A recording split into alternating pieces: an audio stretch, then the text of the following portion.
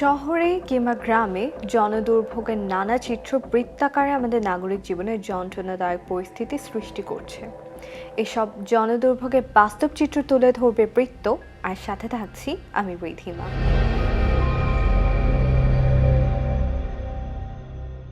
একীভূত হওয়া 5টি ইসলামী ব্যাংকের আমানতকারীরা আমানতের টাকা ফেরত এবং হেয়ারকাট পদ্ধতি বাতিলের দাবিতে বিক্ষোভ করেছেন। দীর্ঘদিন ধরে ব্যাংকে জমাকৃত অর্থ আটকে রয়েছে তাদের। প্রয়োজনের সময় টাকা তুলতে না পেরে পরিবার ও ব্যবসা পরিচালনায় চরম সংকটে পড়েছেন তারা। তারল্য সংকট ও অনিয়মের কারণে একীভূতকরণ প্রক্রিয়ার মধ্যে রয়েছে এক্সিম ব্যাংক, ফার্স্ট সিকিউরিটি ইসলামী ব্যাংক, সোশ্যাল ইসলামী ব্যাংক এবং গ্লোবাল ইসলামী ব্যাংক ও ইউনিয়ন ব্যাংক। এই নিয়ে বেশ কয়েকদিন ধরে চট্টগ্রামের আগ্রাবাদ ও খাতুনগঞ্জ এলাকায় ব্যাংক শাখায় তালা ঝুলিয়ে বিক্ষোভ কর্মসূচি পালন করেন আমানতকারীরা। এর ধারাবাহিকতায় বুধবার সকাল 10:30টার দিকে নিউ মার্কেট মোড়ে জড়ো হন তারা, পালন করেন অবস্থান কর্মসূচি। আমানতকারীরা বলেন, জমানো টাকা ফেরতের সুনির্দিষ্ট রোডম্যাপ ঘোষণা সহ হেয়ার কাট বা মূলধনের একটি অংশ কেটে রাখার বিধান বাতিল করতে হবে। এর দাবি শুরু থেকেই একটা ছিল, সেটা হলো হেয়ার কাট বাতিল, লেনদেন স্বাভাবিক। আজকে আমাদের কষ্টার্জিত টাকা ব্যাংকে রেখে আমরা পথে পথে, আমরা রাস্তায় থাকার মানুষ না, আমরা সাধারণ গ্রাহক। কোন লুটেরা টাকা নিয়ে গেছে তার দায়ভার আমরা সাধারণ আমানতকারীরা বহন করব না। মাসকে মাস আমাদেরকে 1000 টাকা 2000 টাকা এগুলো দরিয়ে দেওয়া হয়। ম্যানেজার সহ ব্যাংক থেকে সরে যায়, লাপাত্তা হয়ে যায়, আমাদের সামনে আসে না, মুখোমুখি হয় না। এটা খুবই দুর্ভাগ্যজনক সাধারণ গ্রাহকদের জন্য। শেষে মিছিল নিয়ে বাংলাদেশ ব্যাংক আঞ্চলিক শাখার সামনে যাওয়ার চেষ্টা করলে জিরো পয়েন্টের সামনে তাদের বাধা দেয় পুলিশ। আন্দোলনকারীরা তাদের হেয়ার কাট বাতিল এবং ব্যাংকের লেনদেন চালু রাখার সত্ত্বে তারা ওই বিক্ষোভ কর্মসূচি পালন করছে। সেটা ব্যাংক থেকে অনেক দূরে। আমরা ব্যাংকে তাদেরকে ঢুকতে দেই নাই। আমরা বলেছি তাদেরকে যে এটা গুরুত্বপূর্ণ প্রতিষ্ঠান, আপনারা ব্যাংকের ভিতরে কোনো ধরনের বিশৃঙ্খলা বা হট্টগোল করতে দেওয়া যাবে না। পরে পুলিশের সহায়তায় আমানতকারীদের একটি প্রতিনিধি দল ব্যাংকের আঞ্চলিক শাখার নির্বাহী পরিচালক বরাবর স্মারকলিপি দেয়। রংপুর বিভাগের জন্য 31 কোটি টাকা ব্যয়ে শিশু হাসপাতালে ভবন নির্মাণের 6 বছর পরও শুরু হয়নি কার্যক্রম। কাঙ্ক্ষিত সেবা থেকে বঞ্চিত হচ্ছে হাজারো শিশু ও তাদের পরিবার। এই চিত্র রংপুর মেডিকেল কলেজ হাসপাতালের শিশু ওয়ার্ড ও বাইরের করিডোরের। শয্যা না থাকায় মেঝেতেই চলছে শিশুদের চিকিৎসা।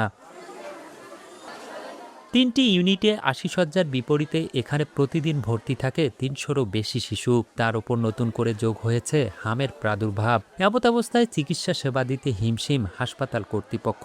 বর্তমানে এখন মেজেসের জন্য প্রায় 30 জন রোগী ভর্তি আছে, যার জন্য আমাদের আলাদাভাবে আইসোলেশন কর্নার করতে হচ্ছে, আইসোলেশন ওয়ার্ড করা লেগেছে। এবং সামনে যে হয়তো গরমকালে রোগীর সংখ্যা হয়তো আরও বেড়ে যাবে। তা আমাদের এখানে এই শিশু বিভাগে এই পরিমাণ ম্যান পাওয়ার দিয়ে, এই পরিমাণ জায়গা দিয়ে আসলে খুব কঠিন হয়ে যাচ্ছে। শিশুদের চিকিৎসায় রমেক হাসপাতালে যখন হিমশিম অবস্থা, তখন ভবন নির্মাণ হলেও অলস পড়ে আছে 100 শয্যা বিশিষ্ট শিশু হাসপাতাল। নষ্ট হচ্ছে ইলেকট্রিক যন্ত্রপাতি ও ভবনের অবকাঠামো। চুরি হচ্ছে ফ্যানসহ বিভিন্ন জিনিসপত্র। দীর্ঘদিন হাসপাতালটি চালু না হওয়ায় ক্ষুব্ধ নগরবাসী। রংপুরের মানুষ এখন একটা অস্থিরতার মধ্যে আছে। বাচ্চা নিয়ে কোথায় যাবো? মেডিকেলে তো জায়গাই নেই। এই সেবার সংস্থাটা আমাদের এখানে স্থাপন হয়েছে, এখানে যদি সেবা না পাওয়া যায় তা এর থেকে বড় দুঃখ আর কোথায়। বর্তমান সরকারকে আমি বলবো যেটা অচিরেই যেন এটা চালু করা হয়। এদিকে গুরুত্ব বিবেচনায় সংশ্লিষ্ট দপ্তরগুলোর সমন্বয়ে হাসপাতাল চালুর বিষয়টি প্রক্রিয়াধীন রয়েছে বলে জানায় স্বাস্থ্য বিভাগ। প্রাইভেটি নিয়ে এটা চিন্তা ভাবনা চলছে এগুলো চালু করার, কিন্তু একটা প্রতিষ্ঠান আসলে চালু করা কিন্তু আসলেই মানে অনেক জটিলতা এর মধ্যে ডিপেন্ড করে। অর্থ বিভাগের বিষয় থাকে। তো সবগুলো মিলেই সম্ভবত এগুলো নিয়ে মানে 6টি এই প্রতিষ্ঠান সবখানে যেগুলো আছে সবাইকে নিয়ে বসে হয়তো এগুলো দ্রুত যাতে সম্পন্ন করা যায়, এটা প্রক্রিয়া চলমান আছে। সিটি কর্পোরেশনের সামনে সদর হাসপাতালের 1 একর 78% জমিতে 31,48,92,809 টাকা ব্যয়ে 3তলা হাসপাতাল ভবন ও আবাসিক কোয়ার্টার নির্মাণ করা হয় 6 বছর আগে। নির্মাণ কাজ শেষ হলেও দাপ্তরিক জটিলতায় পড়ে আছে 100 শয্যা বিশিষ্ট রংপুর শিশু হাসপাতালটি। কুষ্টিয়ার পোড়াদহে রেলওয়ের শত কোটি টাকার সম্পত্তি আত্মসাতে অভিযোগ উঠেছে। স্থানীয় একটি প্রভাবশালী চক্রের মদতে ব্যক্তির নামে জমির দলিল তৈরি করে জমিতে ফেলা হচ্ছে বালি, আর রেলওয়ে সাইনবোর্ডের পাশে ঝুলিয়ে দেওয়া হয়েছে ব্যক্তির মালিকানাধীন সাইনবোর্ড। রেলওয়ে জলাশয় হিসেবে পড়ে থাকা কুষ্টিয়ার পোড়াদহ এলাকায় শত কোটি টাকার প্রায় ৩৬ বিঘা সরকারি সম্পত্তি গত ১ মাস ধরে বালি ফেলে দখলে নেয়ার অভিযোগ উঠেছে একটি প্রভাবশালী মহলের বিরুদ্ধে। বালু দিয়ে ভরাট করার পর রেলওয়ের সাইনবোর্ডের পাশে স্থানীয় এক প্রভাবশালী চক্র ঝুলিয়ে দিয়েছে ব্যক্তি মালিকানার সাইনবোর্ড, করেছেন নিজেদের নামে ক্রয়সূত্রে দলিলও। স্থানীয়রা বলছেন, গত কয়েক সপ্তাহ ধরে স্থানীয় আব্দুস সামাদ, সালেহিন মামুন সহ বেশ কয়েকজনের একটি প্রভাবশালী চক্র কোনো কিছু তোয়াক্কা না করেই অবৈধভাবে বালি ফেলে দখল নেয়ার চেষ্টা করছে রেলওয়ের এই সম্পত্তি। যেটা হচ্ছে একটা পুকুর ছিল, আমরা গোসল করতাম, কিন্তু আমরা পরের দিন এসে দেখছি যে আর পুকুর নাই। রেল বলছে তো আমরা বিক্রি করি নাই, বুঝছেন? তো এখন এরা যারা বালু ফেলছে এরাই জানে কিভাবে নিল। স্থানীয়দের অভিযোগ, প্রায় ১০০ কোটি টাকা মূল্যের রেলওয়ের এই সম্পত্তি অনেকটা প্রকাশ্যে দখল হয়ে গেলেও নিশ্চুপ প্রশাসন ও রেলওয়ে কর্মকর্তারা। যে কাজটা করা দরকার ছিল রেলের কর্মকর্তার, এবং তারা সেরকম ভূমিকা রাখেনি। বালি ফেলার পরে নিষেধাজ্ঞা হয়েছে, আগে হয়তো হয়েছিল, হয়তো মানে নাই, এমন কিছু হতে পারে। তবে দখলদারদের দাবি, রেলওয়ের এই সম্পত্তিটি ক্রয় করেছেন তারা, দেখাচ্ছেন মালিকানার দলিলও। এটা কোনো দখল সম্পত্তি না, এটা আমাদের RSSA এবং দলিল মূল্যে আমাদের এই জমি। কিন্তু রেলওয়ের কর্তৃপক্ষের দাবি, এই সম্পত্তি তাদের, কখনো কারো কাছে বিক্রি করেননি তারা, দখল ঠেকাতে নিচ্ছেন পদক্ষেপও। আর রেলওয়ের সম্পত্তি উদ্ধারে রেলওয়ে বিভাগকে সব ধরনের সহযোগিতার কথা জানান জেলা প্রশাসক। যারা ঊর্ধ্বতন কর্মকর্তা তাদেরকে বলে হয়েছে আমাদের যে ধরনের সহযোগিতা প্রয়োজন জেলা প্রশাসনের, সকল সর্বাত্মক সহযোগিতা জেলা প্রশাসন তাদেরকে করবে। সরকারের ১০০ কোটি টাকা মূল্যের রেলওয়ের এই সম্পত্তি কিভাবে কাদের ছত্রছায়ায় প্রভাবশালীর একটি চক্র নিজেদের দাবি করে দখল নিচ্ছে তা খতিয়ে দেখে জড়িতদের বিরুদ্ধে ব্যবস্থা নেয়ার দাবি স্থানীয়দের। রাজবাড়ী দৌলদিয়া ঘাটে এখনও নিয়ম না মেনে যাত্রী বোঝাই করেই ফেরিতে ওঠানামা করছে দূরপাল্লা বাসগুলো। কর্তৃপক্ষের তদারকির অভাব এবং চালক যাত্রীদের অসচেতনতায় ঘাট এলাকা যেন পরিণত হয়েছে এক একটি মৃত্যু ফাঁদে।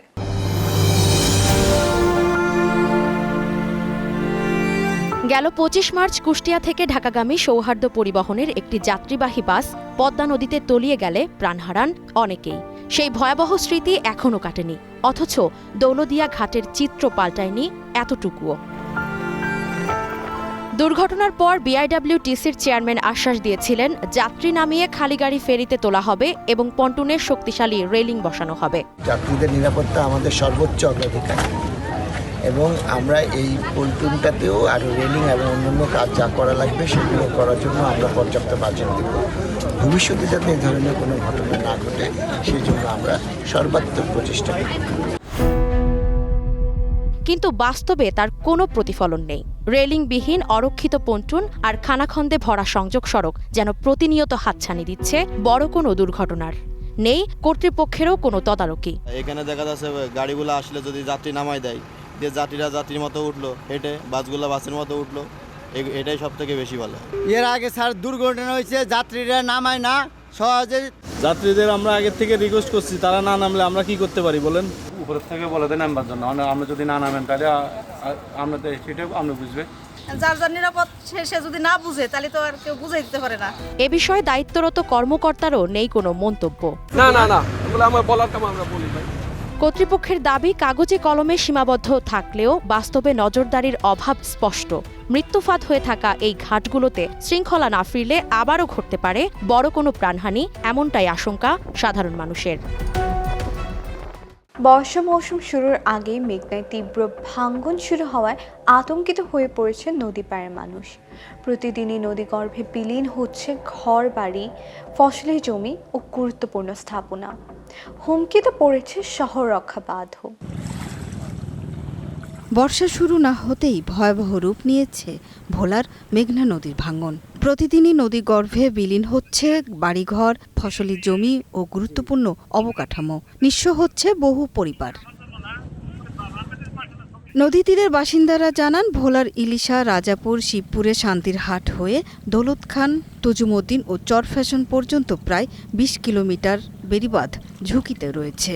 এর মধ্যে অন্তত ১০ কিলোমিটার এলাকা যে কোনো সময় নদী গর্ভে বিলীন হতে পারে।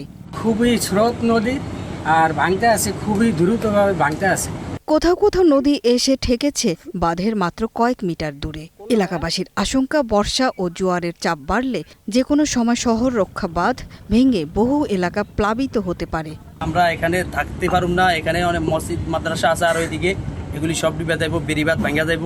স্থানীয়রা আরও অভিযোগ করেন, ইলিশা মোহনার মেঘনার তলদেশ থেকে শত শত ড্রেজারে তোলা হচ্ছে বালু। আবার ওই বালু নিম্নমানের জিও ব্যাগে ভরে তীর সংলগ্ন নদীতে ফেলা হচ্ছে। এই 2-1 বছর পর্যন্ত বস্তা দিতে আছে, এমনও নদীর পানি গভীরতা আছে প্রায় 170-80 আর। টেকসই উন্নয়ন বেড়িবাঁধ যদি ব্যবস্থা না করে অতি দ্রুতই শিবপুর ইউনিয়ন বেড়িবাঁধ দিয়ে বলা সদরে পানি ঢুকবে। নদী থেকে বালু তুলে আবার নদীতেই ফেলার বিষয়টি স্বীকার করেছেন ঠিকাদাররা। আমাদের নদীর বালি আমাদের নদীতে ফেলানো হয়, এখন বাকিটা মনে করুন উপরে যারা আছে তারা বুঝতে পারতেছেন যে কি কতটুকু কি পানি সুবিধা আর। পানি উন্নয়ন বোর্ডের নির্বাহী প্রকৌশলী জানালেন, জরুরি ভিত্তিতে 12 কিলোমিটার নদী তীর সংরক্ষণ কাজ চলছে। লোকাল স্যান্ড ব্যবহার করে লো কস্ট টেকনোলজিতে বর্তমানে কাজটা চলমান আছে। এখানে যে প্রকল্পটি প্রকৃতির রয়েছে, ওই প্রকল্পটি অনুমোদন হলে তখন ব্লক এবং জিও ব্যাগ এবং উন্নত মানের বালি ব্যবহার করে কাজটি বাস্তবায়ন করা হবে। বর্ষার আগেই যত দ্রুত সম্ভব স্থায়ী বাঁধ নির্মাণের দাবি জানিয়েছেন ভোলার বাসিন্দারা। দর্শক, এই পর্যায়ে নিতে হচ্ছে একটি বিজ্ঞাপন বিরতি। ফিরে এসে জানাবো পৌরসভার খামখেয়ালিতে কিভাবে বিষাক্ত করে তোলা হচ্ছে খাগড়াছড়ির দৃষ্টিনন্দন আলুটিলা পাহাড়।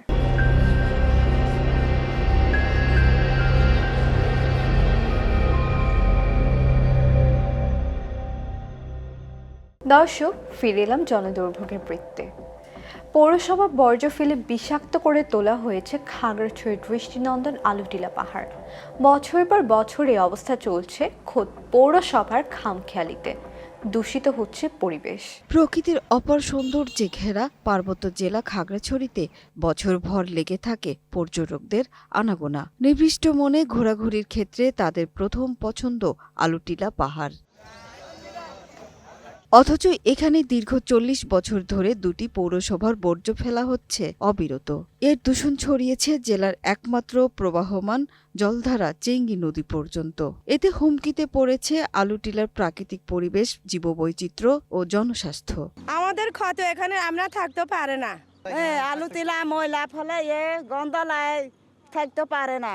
খাগড়াছড়ির একেবারে প্রবেশ পথে হওয়ায় নাকমুখ চেপে চলাচল করতে হয় সবাইকে। এখন আলুটিলা যাওয়ার পথে এরকম একটা সুন্দর পর্যটন এরিয়ায় এরকম নোংরা একটা পরিবেশ, যেখানে পরিবেশ দূষিত হচ্ছে। আলুটিলা ওঠার পথে যে পৌরসভা থেকে যে সমস্ত ময়লা আবর্জনা ফালানো হচ্ছে, এটা বছরকে বছর ধরে চলতেছে এবং ওখানে গেলে সবার একটা নাক বন্ধ করে যেতে হয়। অভিযোগ অবলীলায় স্বীকার করলেন পৌরসভার এক সুপারভাইজার। সব মিলিয়ে আমার প্রায় 30 থেকে 32 টন বর্জ্য আমরা কালেকশন করি, আর ওইটা প্রতিনিয়ত আমরা আলুটিলাতে ফেলাই। পরিবেশ অধিদপ্তর বলছে, আলুটিলা পাহাড়ে বর্জ্য ফেলা বন্ধে বারবার নোটিশ দিলেও কর্ণপাত করেনি পৌর কর্তৃপক্ষ। আর সংশ্লিষ্ট ডিপার্টমেন্টের সাথে আমরা এই বিষয়ে যোগাযোগ করে প্রয়োজনীয় ব্যবস্থা গ্রহণ করব এবং সামনে আমরা আশা করব যে আলুটিলা পর্যটন কেন্দ্র একটা সুন্দর পরিবেশে থাকবে। এখন থেকে আলুটিলা পাহাড়ে বর্জ্য না ফেলার আশ্বাস দিলেন পৌর প্রশাসক। আমাদের আসলে ময়লা ফেলার কোনো স্থায়ী জায়গা না থাকার কারণে এই সমস্যাটার সৃষ্টি হয়েছে। তো আমরা সিদ্ধান্ত নিয়েছি কোথায় ময়লা ফেললে আসলে ভালো হবে এবং আমরা চিন্তা করেছি যে আমরা সামনে আর এই জায়গায় ময়লা ফেলবো না। পর্যটক, জীববৈচিত্র্য ও জনস্বাস্থ্যের কথা ভেবে আলুটিলা পাহাড়কে বর্জ্যমুক্ত করার দাবি জানিয়েছেন সর্বস্তরের মানুষ। সুরাইয়া অনু, গ্রিন নিউজ ডেস্ক। 6 বছরে মেরামত হয়নি জামালপুরের সরিষাবাড়ির ঝিনাই নদী বন্যায় ক্ষতিগ্রস্ত সেতুর কাজ। এতে করে ভোগান্তি পোহাতে হচ্ছে 20 গ্রামের হাজারো মানুষকে। 2003-04 অর্থবছরে সরিষাবাড়ি সুয়াকোর হুদুর মোড় শাহজাদা হাট এলাকায় ঝিনাই নদীর ওপর 200 মিটার ঝাড়কাটা ব্রিজ নির্মাণের উদ্যোগ নেয় এলজিইডি। 2006 সালে ব্রিজটি চলাচলের জন্য উন্মুক্ত করে দেওয়া হয়, কিন্তু বন্যায় 2020 সালের 21 জুলাই ব্রিজটির 2টি পিলার ও 2টি গার্ডার দেবে যায়। বন্যায় পানির প্রবল স্রোতে ব্রিজের মাঝখানে 60 মিটার ভেঙে যায়। অথচ 6 বছর কেটে গেলেও জোড়া লাগেনি ব্রিজের 2 প্রান্ত। ব্রিজটি মেরামতের কোনো উদ্যোগ নেয়নি এলজিইডি কর্তৃপক্ষ। এতে ভোগান্তিতে পড়েন সে অঞ্চলের মানুষ। স্থানীয়রা জানান, ব্রিজটি মেরামত না হওয়ায় বর্ষা মৌসুমে নৌকা আর শুষ্ক মৌসুমে স্বেচ্ছাশ্রমে নির্মাণ করা কাঠের সাঁকোই চলাচলের একমাত্র ভরসা। এতে মাঝে মধ্যেই ঘটছে ছোট বড় দুর্ঘটনা। অনেক এলাকার লোক এই রাস্তা দিয়ে চলাচল করে। দীর্ঘ কয়েক বছর হলো আমাদের ব্রিজটা ভেঙে গেছে। নৌকাও সময় থাকে না, ব্রিজটা থাকলে আমরা সারা শহর গাড়িতে আমরা যাতায়াত করতাম না। তাদের অভিযোগ, অসাধু ব্যক্তিরা ব্রিজের কাছে নদী থেকে বালু তোলার ফলেই ব্রিজটি ভেঙে যায়। কিন্তু এত বছরেও ব্রিজ মেরামতের উদ্যোগ নেওয়া হয়নি। এই এলাকা যখন ধান, পাট, সরষে, ভুট্টা এগুলো তো আনা খুবই সমস্যা। আমরা স্কুল কলেজে যাইতে পারি না। ব্রিজ ভেঙে গেছে, ব্রিজের সমস্যা, ব্রিজ দরকার। এদিকে এ অঞ্চলের মানুষের দুর্ভোগ লাঘবের জন্য দ্রুত ব্রিজ মেরামতের আশ্বাস দিলেন এলজিইডি কর্মকর্তা। 3টে স্পেন 2019 সালের বন্যাতে ক্ষতিগ্রস্ত হয়ে ভেঙে যায়। তো এই ব্রিজটি আমাদের মেরামত করার জন্য ইতিমধ্যে আমরা আমাদের বিভিন্ন প্রকল্পে আমরা প্রস্তাব প্রেরণ করেছি। আমরা এখানে বরাদ্দ পেলে আশা করছি যে এটা দ্রুত গতিতে সমাধান করা সম্ভব হবে। শুধু আশ্বাসের বাণী নয়, কার্যকর পদক্ষেপ দেখতে চান ভুক্তভোগীরা। মানিকগঞ্জের ধলেশ্বরী ও কালীগঙ্গা নদীর মিলনস্থলে একমাত্র নয়নজুলি খালটি এখন মৃতপ্রায়। একসময় যে খালে নৌকা চলাচল করত, দখল ও দূষণের কবলে পড়ে এখন এর অস্তিত্বই বিলীনের পথে। মানিকগঞ্জ, সিংগাইর, হেমায়েতপুর আঞ্চলিক মহাসড়কের পাশ দিয়ে প্রবাহিত নয়নজুরি খালটি একসময় ছিল যাতায়াতের অন্যতম পথ। তবে রাস্তা প্রশস্তকরণের সময় খালটির প্রস্থ কমে যায়। পরবর্তীতে খালের অবশিষ্ট অংশের ওপর বিভিন্ন স্থানে গড়ে ওঠে দোকানসহ নানা প্রতিষ্ঠান। খালের ওপর বিভিন্ন স্থানে ডাইভারশন সড়ক নির্মাণ করা হয়েছে, যেখানে কোথাও পানি প্রবাহের ব্যবস্থা রাখা হয়নি। এছাড়া খালের পাড়ে গড়ে উঠেছে দোকান। বসতবাড়ির মালিকরা নতুন স্থাপনা নির্মাণ করে বাড়াচ্ছেন সীমানা। দখলের কারণে বর্ষা বা অতিবৃষ্টিতে আশেপাশের কৃষি জমিতে জলাবদ্ধতার সৃষ্টি হয়। এতে কৃষকরাও ক্ষতির মুখে পড়ছেন। স্থানীয় ও সচেতন মহলের দাবি, খালটি দ্রুত দখলমুক্ত ও পুনর্খননের মাধ্যমে সচল করা হোক। এই খাল দিয়া ধলেশ্বরী থেকে লঞ্চঘাট পর্যন্ত বেউথা পর্যন্ত যাওয়া যেত। জলাবদ্ধতা দূর করার জন্য এই খালটা যারা দখল করছে, দখল উচ্ছেদ হওয়া উচিত। দোকানপাট উঠেছে, যেটা আমি মনে করি এটা পুনরুদ্ধার করা উচিত। সিংগাইর উপজেলা নির্বাহী কর্মকর্তা বলেন, এটি আসলে হালট হিসেবে চিহ্নিত রয়েছে। এটিকে দৃষ্টিনন্দন ও দূষণমুক্ত করতে প্রয়োজনীয় ব্যবস্থা নেওয়া হবে বলেও জানিয়েছেন এই কর্মকর্তা। এখানে দূষণ আমিও দেখেছি এবং আপনারাও জানেন যে বিভিন্ন জায়গায় একটু দূষণের বিষয়টা আসছে। ময়লা আবর্জনা অনেকে ফেলে, আবার ডাইভারশনও হয়েছে কোথাও কোথাও। আবার ওখানে যে দোকানপাটগুলো আছে জেলা পরিষদ থেকে বরাদ্দ দেওয়া হয়েছে। তো আসলে এটা দৃষ্টিনন্দন করার বিষয়ে যদি পদক্ষেপ নেওয়া যায়, এটা আসলে খুবই সুন্দর হবে। তো আমরা আশা করব, আমরা প্রয়োজনীয় ব্যবস্থা নেওয়ার জন্য আমরা কার্যক্রম গ্রহণ করব। জলাবদ্ধতা কমানো ও পরিবেশের ভারসাম্য ফিরিয়ে আনার জন্য দখল দূষণমুক্ত করে খালটি দ্রুত পুনরুদ্ধারের দাবি স্থানীয়দের। মেহেরপুরে প্রান্তিক জনগোষ্ঠীর স্বাস্থ্যসেবায় বড় ভোগান্তির কারণ হয়ে দাঁড়িয়েছে কমিউনিটি ক্লিনিকের ওষুধ সংকট। 1 বছরেরও বেশি সময় ধরে প্রয়োজনীয় ওষুধ না থাকায় খালি হাতে ফিরতে হচ্ছে রোগীদের। 1 বছরেরও বেশি সময় ধরে মেহেরপুর জেলার কমিউনিটি ক্লিনিক ওষুধ শূন্য। ফলে 20টি ইউনিয়ন স্বাস্থ্য কমপ্লেক্স ও 71টি কমিউনিটি ক্লিনিকের সেবা প্রার্থীরা পড়েছেন ভোগান্তিতে। স্বাস্থ্য অধিদপ্তরের নির্দেশনা অনুযায়ী প্রতিটি কমিউনিটি ক্লিনিকে অন্তত 27 ধরনের প্রয়োজনীয় ওষুধ সরবরাহ থাকার কথা। তবে বাস্তবে সীমিত আকারে মিলছে প্যারাসিটামল, ভিটামিন ও গ্যাস্ট্রিকের ওষুধ। আর যখন আমাদের মেডিকেল অফিসার ছিল, তখন ওষুধ আসতো প্রায় 25-30টার মতো আইটেমের ওষুধ পাওয়া যেত। কোনো ক্লিনিকে সেটুকু নেই। ফলে রোগীরা শুধু পরামর্শই নিয়ে বাড়ি ফিরছেন। আমি তো এইখানে এই কোনো ওষুধ পাচ্ছিনি, এই জন্য প্রেসক্রিপশন লিখে দিলে বাইরে কিনে খেতে। ওষুধ না পেয়ে রোগীদের অসন্তোষের মুখে পড়তে হচ্ছে কমিউনিটি ক্লিনিকের স্বাস্থ্যকর্মীদের। এখন তো দীর্ঘদিন থেকে ওষুধ নেই, ওষুধ দিতেও পারছি মানুষের কাছে ভোগান অপমান তো আমাদের করছে। এই ওষুধ দেয় না, তা খোলো কি জন্য? গাংনী উপজেলা স্বাস্থ্য কমপ্লেক্সের আরএমও বলেন, বিষয়টি ঊর্ধ্বতন কর্তৃপক্ষকে অবহিত করা হয়েছে। দারিদ্র পরিবারগুলো এখান থেকে বেশ কয়েক ধরনের ওষুধ বিনামূল্যে পেয়ে থাকে। আমরা ঊর্ধ্বতন কর্তৃপক্ষকে ব্যাপারটি জানিয়েছি, ওনারা আমাদেরকে আশ্বস্ত করছেন অতি দ্রুত আমাদের এই ওষুধটি এখানে সরবরাহ করবেন। প্রান্তিক জনগোষ্ঠীর স্বাস্থ্যসেবা নিশ্চিতে দ্রুত কমিউনিটি ক্লিনিক ও স্বাস্থ্যকেন্দ্রের ওষুধ সরবরাহের দাবি জানিয়েছেন চিকিৎসা প্রার্থীরা। কুইন টেলিভিশনের সাপ্তাহিক আয়োজন বৃত্ততে আজ এই পর্যন্তই। আগামী সপ্তাহে আবারও ফিরে আসবো। আর সেই পর্যন্ত কুইন টিভি নিউজ ও অন্যান্য আয়োজন দেখতে চোখ রাখুন আমাদের ওয়েবসাইট, ইউটিউব ও ফেসবুকে।